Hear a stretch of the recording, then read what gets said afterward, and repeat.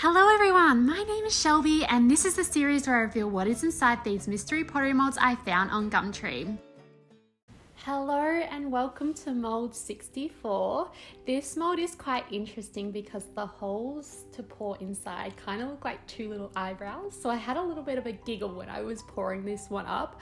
I poured it up, tipped out the excess, let it set overnight and opened it the next day to reveal this absolute cutie set of bunnies. I really like this mold because it's got a large flat surface area. So we've got a feminine looking bunny and a masculine looking bunny, and one of them's holding a little basket and the other with a flower in between its teeth. So this mold didn't have much detail on it, just 1538 and a Jody mold. I would say that this mold would have been created around the 60s or 70s, given one of the bunnies is wearing the collared 60s style shift dress. Wow, tongue twister. This week I picked the theme suggested by LoveLeah79 on Instagram, who suggested doing a retro kitsch idea with polka dots. So I created a mood board and color palette for this one with the concept I visualized for the piece. I wanted to do this sort of blending of different colors on the bunny, like the ones I'd placed on the mood board. I didn't have a sponge, so I thought I'd try and do it with a paintbrush, and I wasn't really loving it that much. It was very muddy and not blending at all. I should have just gone out and got a small sponge, like almost like a makeup sponge, but nevertheless I covered it up and tried again on another bunny set, and this time I used my fingers. Don't come at me, PPE is personal protective equipment, you know. I decided to do my finger because I thought maybe I could get that texture correct the way I wanted it, but again it didn't quite work. I don't recommend using your fingers, and make sure you look at your materials and what you're using before you do it. I'm not advocating this at all, please be careful when you're using these materials, but I decided to try and give it a go. Again it didn't work and I was feeling like, I can't get my vision to come to life. So I decided to just stick with covering the bunnies in a flat solid color, and kind of making it not completely opaque and making it a bit murky, so it did have a little bit of texture still, even though it was one sort of flat color. But I think all in all, I was having one of those days where the art piece that I was visualizing was not coming to life in reality, and it was really hard to push through because I kept getting really down on myself and I was going, it's not looking the way I want it to look. But as I was doing that, I was sort of having this reflection that I thought was worth sharing with you, is because sometimes we can have art burnout or like a writer's block, and that's where we just can't think of new ideas, right? But sometimes you can get this sort of artist block where your hands aren't communicating with your brain and they're not doing what you want them to do, and it's not coming out how you see it, and even trusting the process just doesn't feel like, you just don't have enough trust in that process. So this is me making some really bad art this week and just allowing myself to exist in this space of making a bad artwork and making a work that I'm not necessarily completely happy with in my technique and my skill, and just allowing it to just exist in a sentiment of progress and a sentiment of perseverance, because sometimes we just need to make some bad art. There's this really helpful quote or metaphor I've heard in my life that says, not every song on an album is going to be a greatest hit. And I like to live my life by that, because you know, you're not always going to produce your best work, and sometimes you need to allow those less good works to let the better work shine. And every single piece you make is always going to help develop certain skills, develop certain ideas. It allows you to grow, it allows you to reflect, and allows you to process on what you could do better. It goes beyond trusting the process and just letting the art just be and accepting almost like a failure.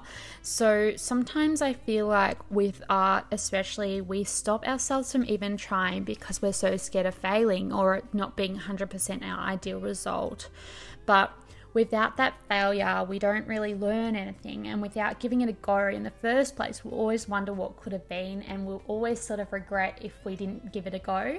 So I'm just allowing this to be some very bad art for me this week, and also realizing that just because I don't necessarily like what I'm doing or how I'm feeling about this piece, someone else actually might fall in love with it.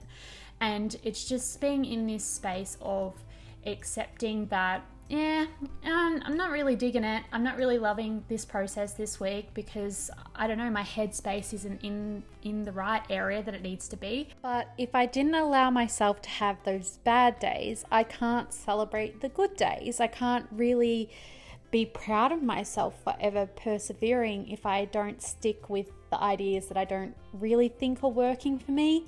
And I think that that's a really valuable thing in your art practice. Is in the contrary to me saying that this is a bad art week, I truly believe that there is no such thing as bad art. There is something out there for everyone.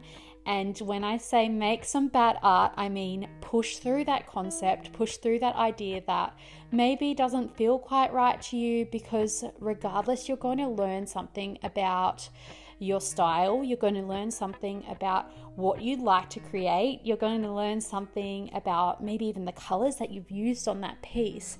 And it all adds value to you developing yourself as an artist. And it also allows you to really celebrate the wins and also reflect on what you like to do that makes your art truly the piece that resonates and connects with you the most. So make some bad art, enjoy the failure, have a laugh at yourself.